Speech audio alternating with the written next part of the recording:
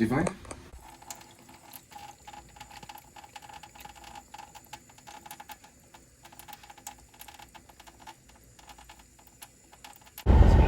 So 85 degrees Fahrenheit. It's May 10th. School's out! School's out! Beautiful Linda.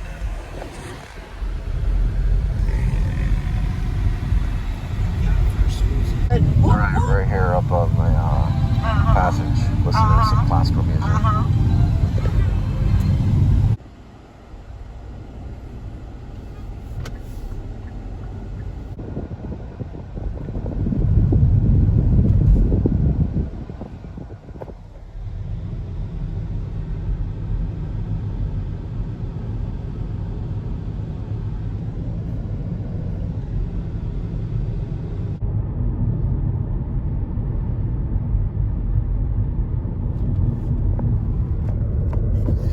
Alright, 83 degrees Fahrenheit, 213,177 miles on the odometer. This is probably, maybe it's still the first part of the vlog, maybe the second part.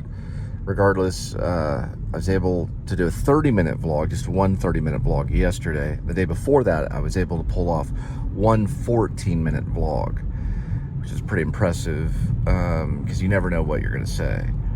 May 10th, 2024. Welcome to the Please Subscribe show. Watch some A.D.W.C today. Looks like he's lost quite a bit of weight. He's going to be doing a 13-mile marathon going through Disneyland, but he's not really showing. I've skipped a few of his vlogs. Mostly I keep up with some of the Disneyland stuff recently, and he's been on a few vacations, so a lot of air flying throughout the day, well, not today, but flying throughout the nation, throughout the year, I guess you could say.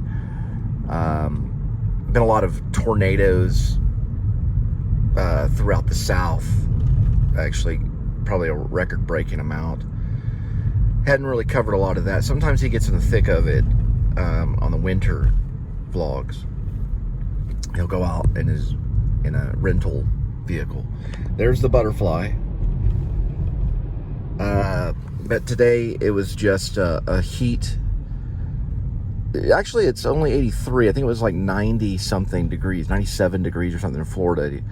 It was a heat index, heat wave at Walt Disney World, and watched some of that. And then I didn't really get to a lot of the others. Like, he was supposed to, in one of the vlogs, he was going to meet up with Tampa J.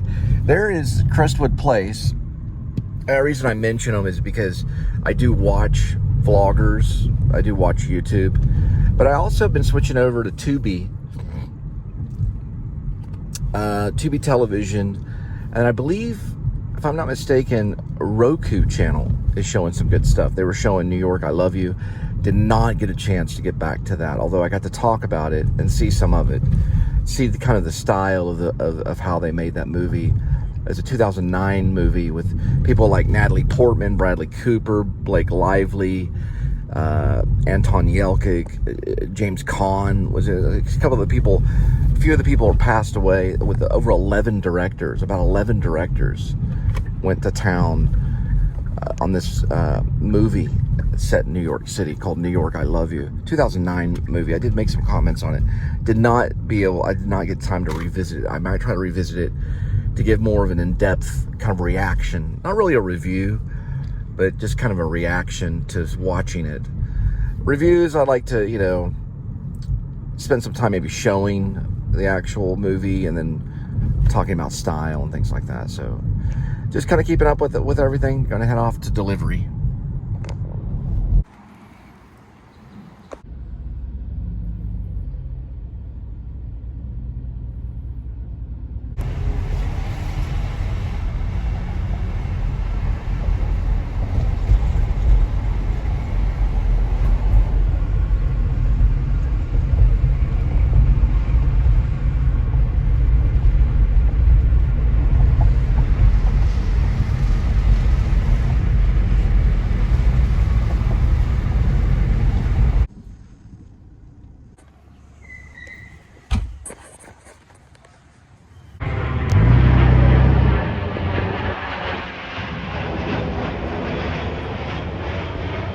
right, next one, 605-18, 5.9.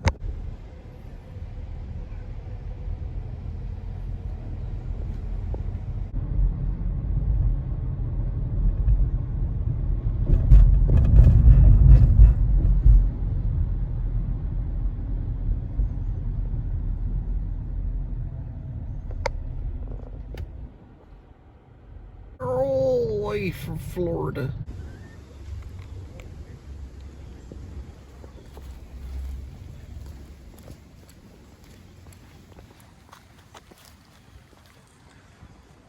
$644.14, 4.8.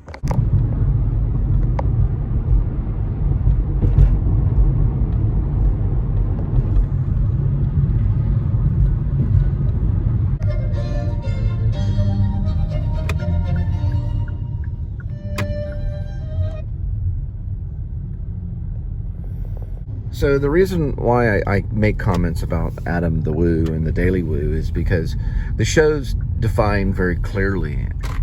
His show, for example, is it's pretty simple to understand. So it's not hard to figure out that Adam is on YouTube for the sake of making a living. And a lot of people are. And some do well, some don't. But ultimately, I think what he does is he shows that he can do it, and he shows proof of it. So, and then he shows his interest. So he's genuinely interested in Walt Disney World, or he's genuinely interested in back roads of Florida or back roads of the country. And now he's got a passport and he's on his way to Europe, maybe, or at least Canada. So these are genuine interests. So he shows that. Then it's reflected in the fact that he can do that because he has talked about how he gave up punching a clock because YouTube allowed him to. He did have to live in a van to jumpstart his career for 2 or 3 years or something, or a year or something. I don't know the exact time. And he slept in Walmart parking lots and then in the employee section and stuff like that. So we know what he went through. And there's other van dwellers and people like that, like Maddie Van Halen, Chrome and Van City Van Life. There's a countless of them, you know. Then, you know, Adam also has sidekicks like Jacob the Carpetbagger, who has surfed on his fame, you know, his celebrity.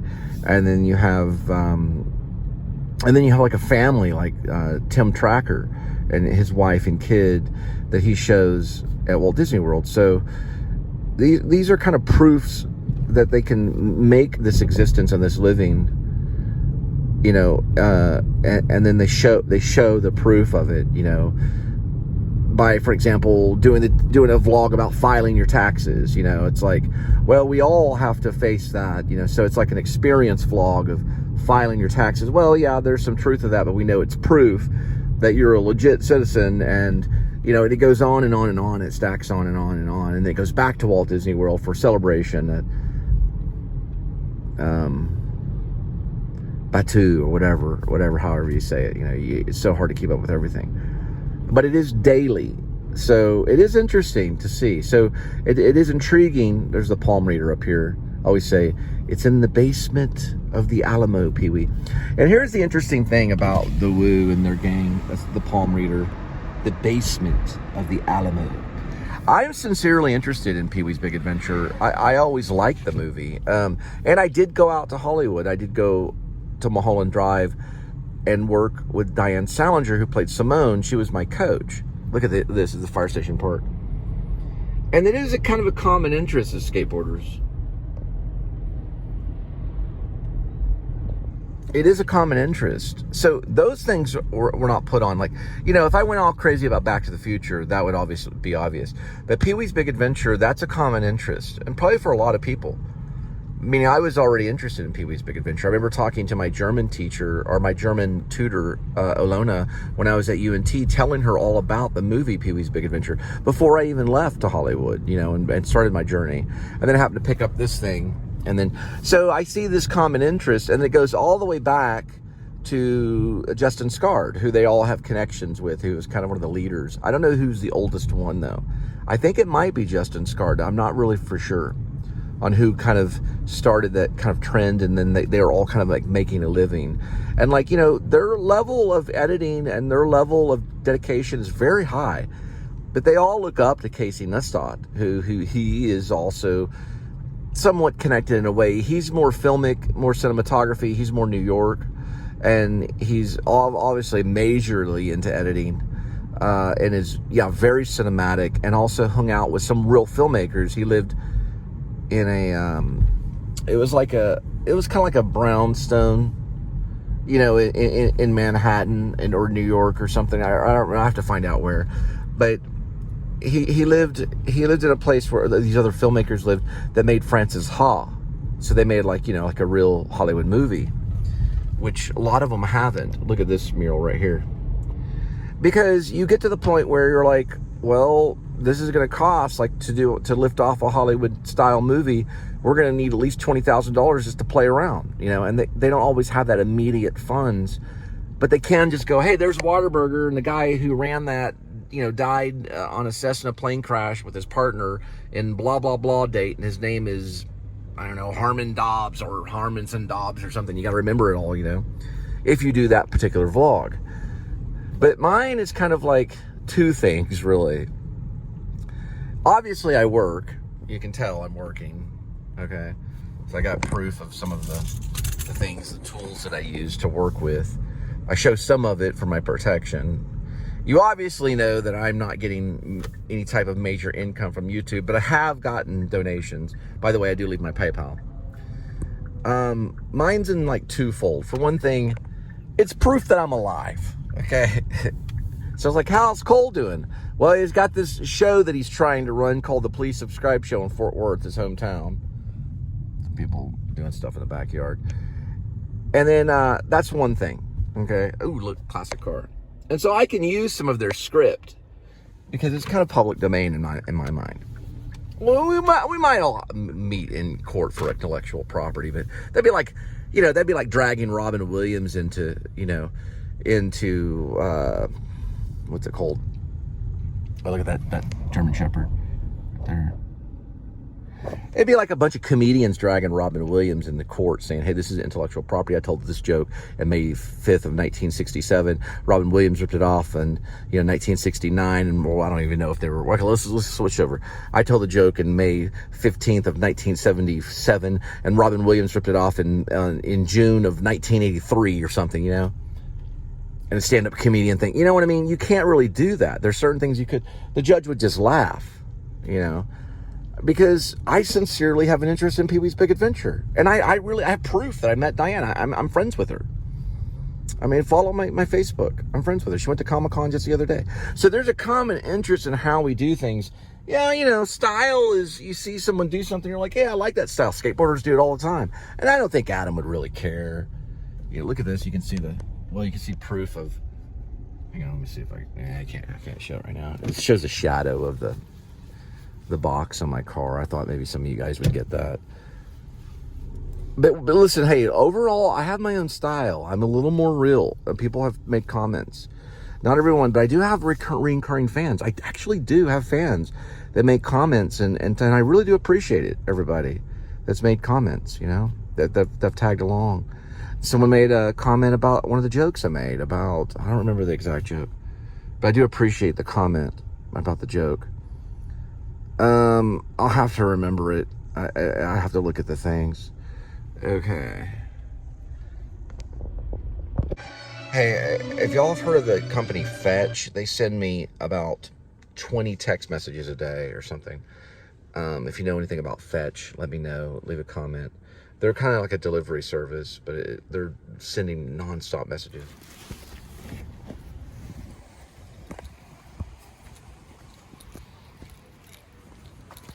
There's kitty cats up here.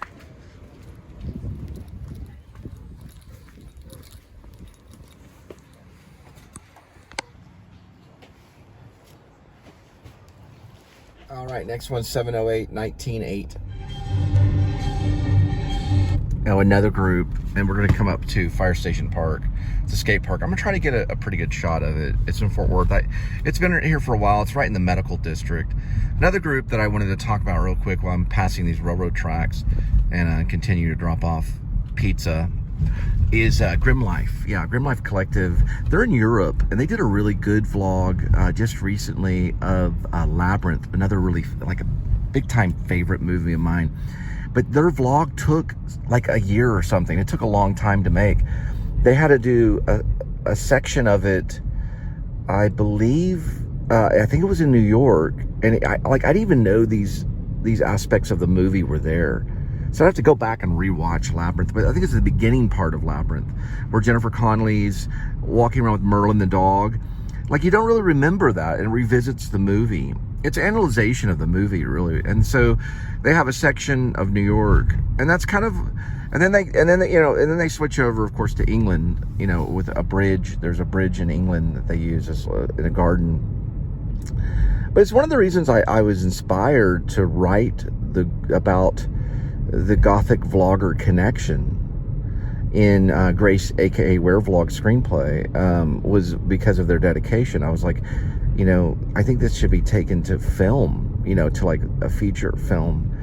And the Gothic vlogger connection is no lie, completely based on their Gothic vlogging, which they're more Grimmlife. Let's see if we can get some of these guys.